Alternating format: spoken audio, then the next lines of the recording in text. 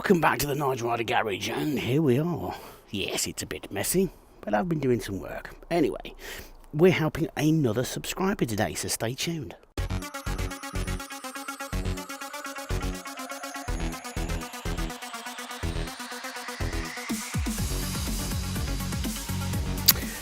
Alright guys, don't forget, if you like my videos, give them a thumbs up, but don't forget to hit that subscribe button, and don't forget to turn on your notifications. So, I'm not sure if you can see this very clearly on here, but VFRrider25 got in contact with me because he needs to replace one of the rear studs on his VFR. And was asking if you take the stub axle off in exactly the same way. So the stub axle was down there, and basically I said yes. It pretty much, with my video taking the stub axle off, yes, you need to do that, and it's exactly the same way. I said to him as well, while you've got it off, it's worth actually greasing and checking and re-greasing the swing arm pivot bearings. Now he came back to me.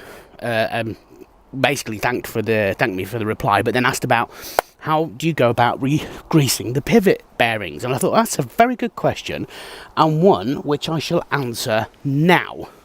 But before we go any further, I'm just going to put my tablet down there. I just wanted to show, so actually if you're looking,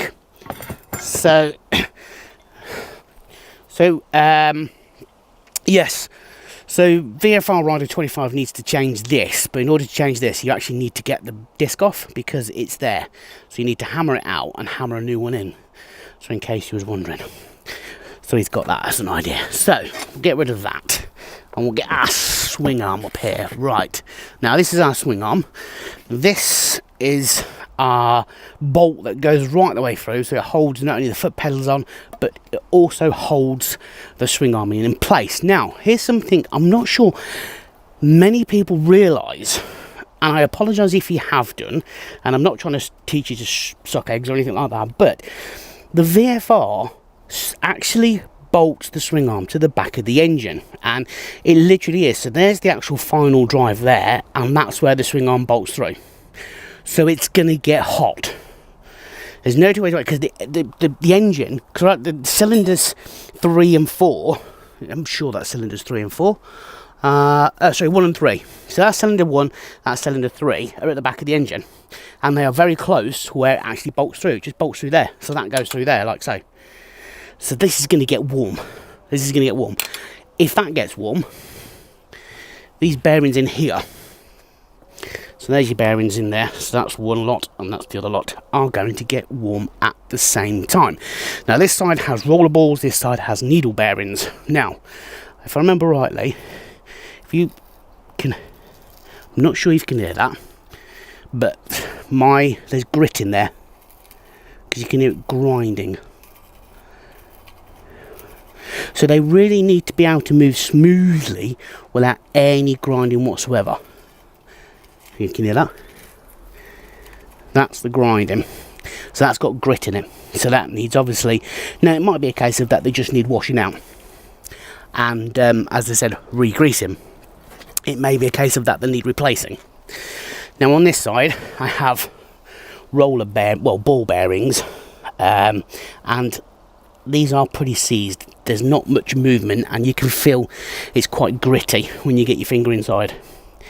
You can feel it's not as bad as the other one, but this is pretty bad anyway. So easiest way, and I'm going to use you just to put you there, to do this is you'll need some screwdrivers, because ideally what you need to do is get out the actual, if it's going to come out of those, stay there, just still. Hey, that popped out really well. And then there's another one inside here. Okay, so let's get that one. So dust seal. Shouldn't did I lose that one? Now this side of mine, remember rightly, is damaged. I'm not sure if you can see that there. Look, I'll show you actually. Look, my seal's damaged here. Look, there's a split just there. You can see that screwdriver's gone through. So it definitely needs, that's something you need to look into, because these are really metal and rubber, So obviously they will themselves, I'm not sure this one's going to come out as easy as the one. Probably need a bit thicker screwdriver actually. Let's take this one out. Oh, that one's come out. And then that one might need some gentle persuading. So,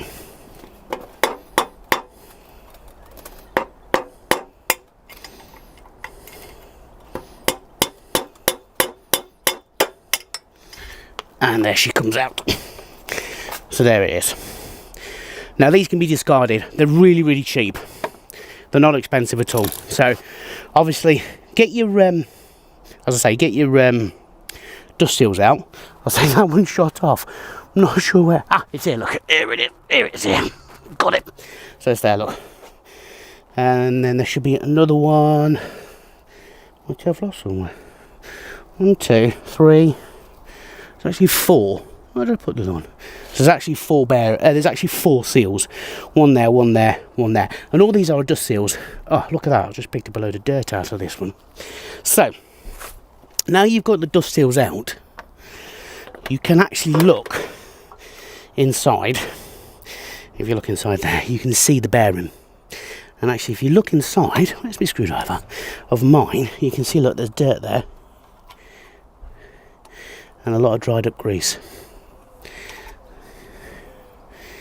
Okay, now you can use any form of degreaser to get these cleaned, and just to see whether or not there's any wear and tear on them. Just trying to think which one it is. If I remember rightly, you have to kind of. So these are. You actually have to kind of knock them into place. So it's not like you can just slide them in and out, they're knocked in place. And don't forget, you have spacers that run on them. So the spacers that are here run on these bearings. So it's ideal, you can use air on these, because they're metal and there's no rubber there. You can use anything, WD-40, I don't think I've got anything really particular.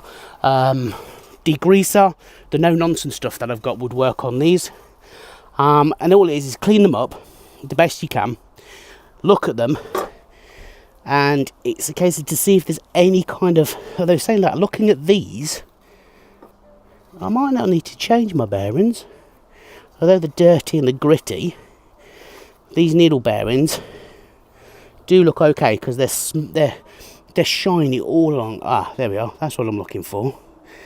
If you can see that, but in there's a bit of a mark just there where there's a colour, there's a difference in colour between the needle bearing and the actual, between the two parts of the needle bearing, which basically means that it could be worn out. So I'll probably change these just to give you an idea so you can see, because with the needle bearings it'll be easier for me to take this out and then you'll see them from the other side. But when you're re-greasing, if you're re-greasing your pivot bearings, or I say all you need to do is just take these seals out, and I say they're really cheap. Now this isn't sponsored by Wiimoto, but I've got Wiimoto's prices here, and the inner left, which is this side, is £3.56 from Wiimoto. The inner right is £6.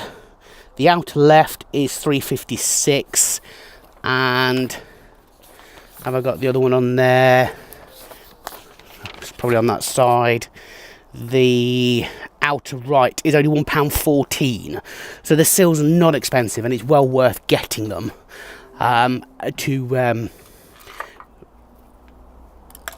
it's well worth taking these out and then getting some new ones. That's what I'm saying. It's well worth taking some new ones out and getting, taking these out and getting some new ones. If everything feels all right after you've cleaned it up, there's no kind of serious discoloration on the needle bearings, and it's going round all right, after it's been cleaned up, then all you have to do is just repack it. Now basically what you want to do is put some bearing grease. Now you want high melting, extremely high melting bearing grease, high viscosity and high melting. But the simple reason is it bolts to the engine, so it's going to get hot.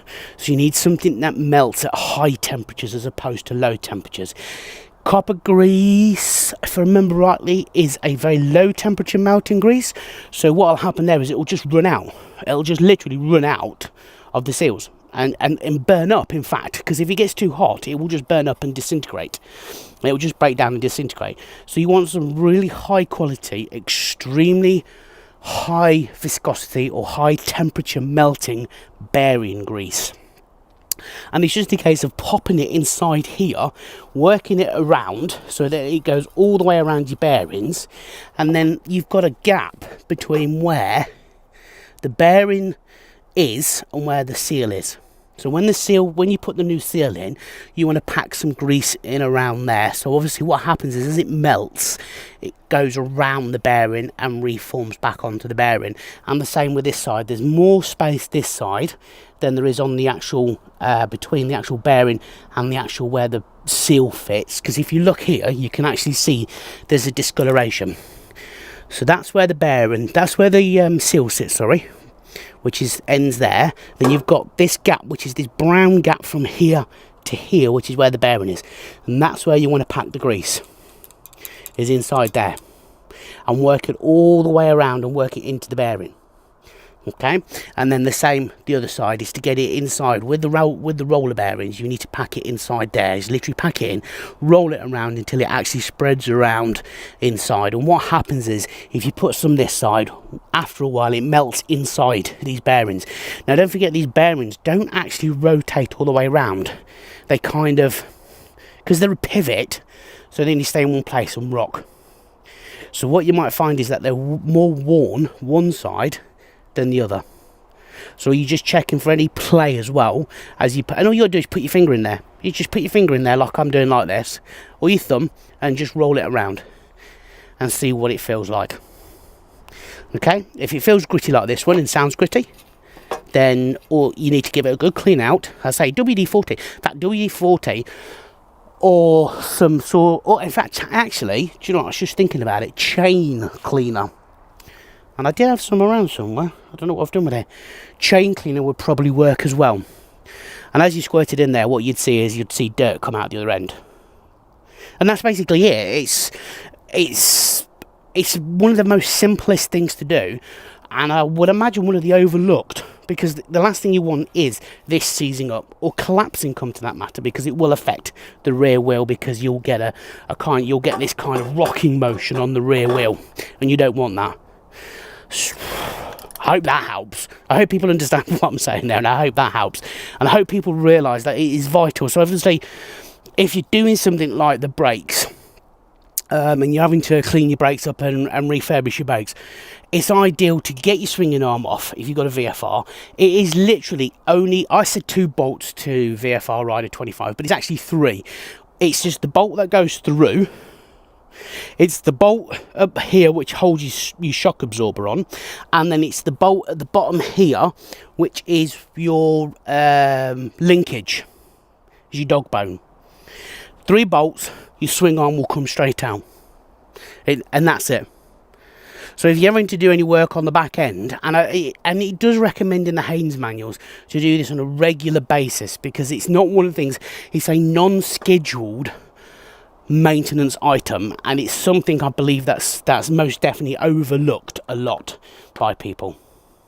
So there you go. I hope that's a useful video for you guys. I hope you understand what I'm talking about there. And as I say, it's one of the most simplistically overlooked jobs on the VFR. A bit like there's probably actually other bits and stuff as well that people don't realise, but I just thought, because I'm working on my swing arm at the moment, I'll just show you these seals are easy to pop out and they're easy to pop back in again as well.